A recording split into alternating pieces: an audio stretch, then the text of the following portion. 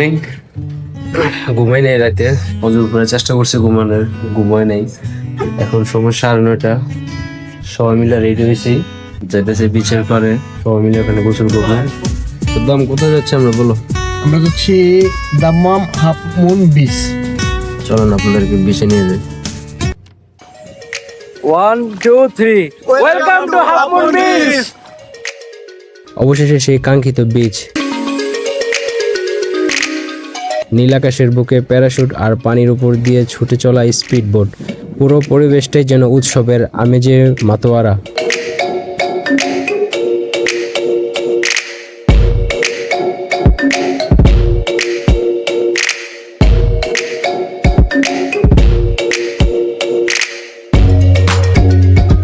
এই আনন্দগুলি তো ঈদের আসল সার্থকতা।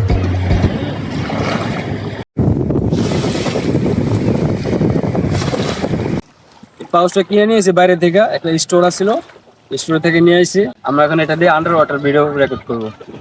তো চলেন আপনাদেরকে কিছু আন্ডার ওয়াটার ভিডিও ফুটেজ দেখাই।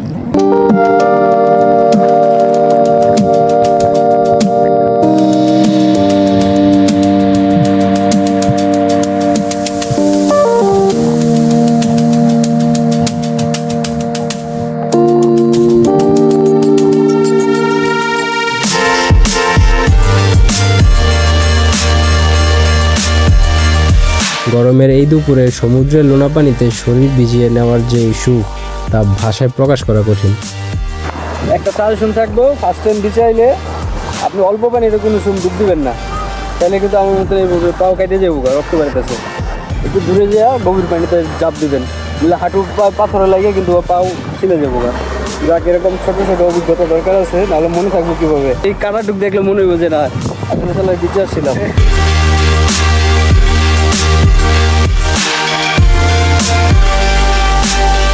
সমুদ্রের ঢেউগুলো যখন পায়ের নিচে এসে খেলা করছিল, তখন মনে হলো জীবনটা আসলেও সুন্দর।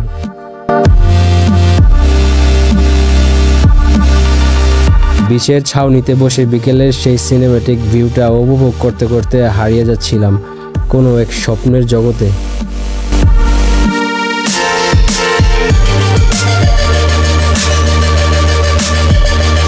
বিচ থেকে ফিরে মন টানলো সেই চিরচেনা স্বাদের খুঁজে।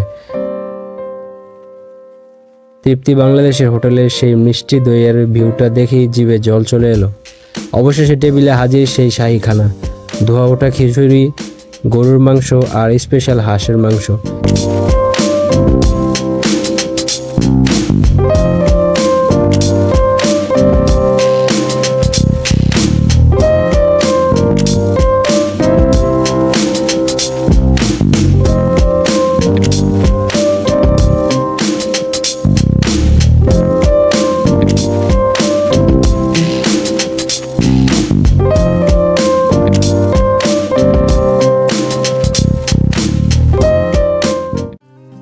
হোটেল থেকে চেক আউট করে বের হতেই চোখে পড়লো রাস্তার ধারে সেই পরিচিত ফুটপাত।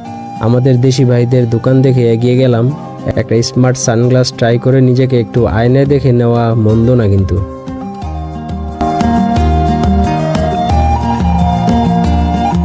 আমাদের পরবর্তী গন্তব্য খোবর স্যান্ড বিচ।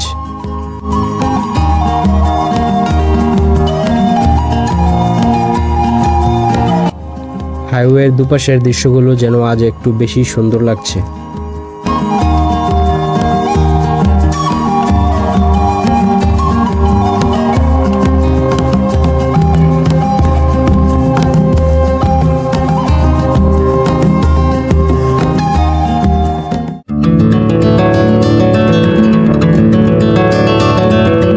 বিচে পৌঁছেই সেই বিখ্যাত আল খোবর পিলারের সামনে দুহাত ছাড়িয়ে এক বুক নিঃশ্বাস নেওয়া। সমুদ্রের ঢেউ আর বাতাসের শব্দ মনটা আবার সতেজ হয়ে উঠল।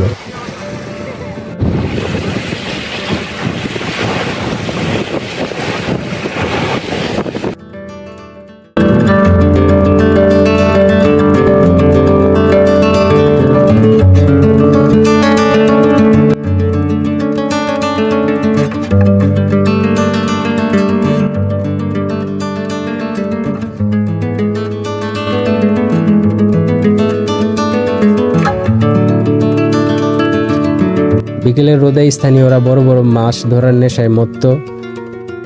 বড় মাছের টোপ হিসেবে ছোট মাছ গাঁথার সেই দৃশ্যটা বেশ চমৎকার ছিল।